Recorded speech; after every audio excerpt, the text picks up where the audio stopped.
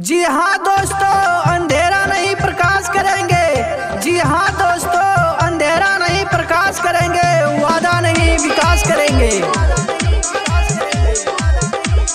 जी हाँ दोस्तों, भाई सुरेंद्र जी को विजयी बनाए, कामयाब बनाए।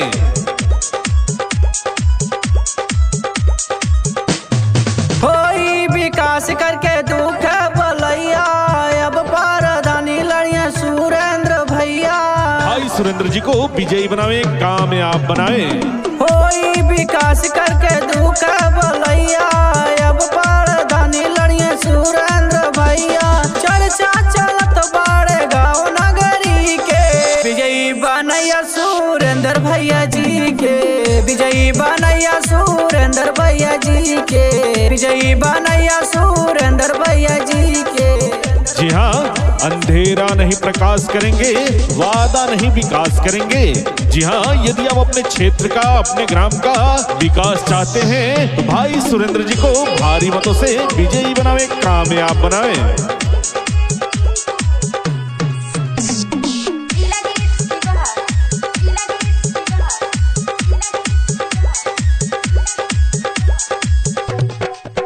जने झांसा में आइया हो, प्रधान बनैया हो। आपका प्रधान कैसा हो? सुरेंद्र भाई जैसा हो। जने झांसा में आइया हो, प्रधान बनैया हो। हाथ जोड़ कर तानी हम सब ही के, विजयी बनैया सुरेंद्र भैया जी के। विजयी बनैया सुरेंद्र भैया जी के।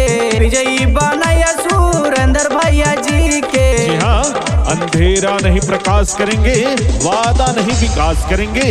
जी हाँ, यदि आप अपने क्षेत्र का, अपने ग्राम का विकास चाहते हैं तो भाई सुरेंद्र जी को भारी मतों से विजयी बनावे, कामयाब बनावे।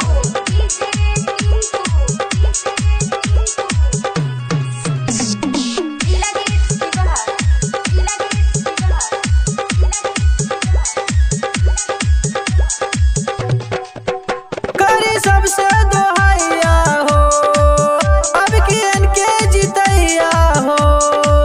भाई सुरेंद्र जी को विजयी बनावे, कामयाब बनावे। करी सबसे दोहैया हो, अब किन के जितैया हो। करी ले आस हम गाँव नगरी के, विजयी बनैया सुरेंद्र भैया जी के। विजयी बनैया सुरेंद्र भैया जी के। विजयी बनैया सुरेंद्र भैया जी के। विजयी बनैया सुरेंद्र भैया जी।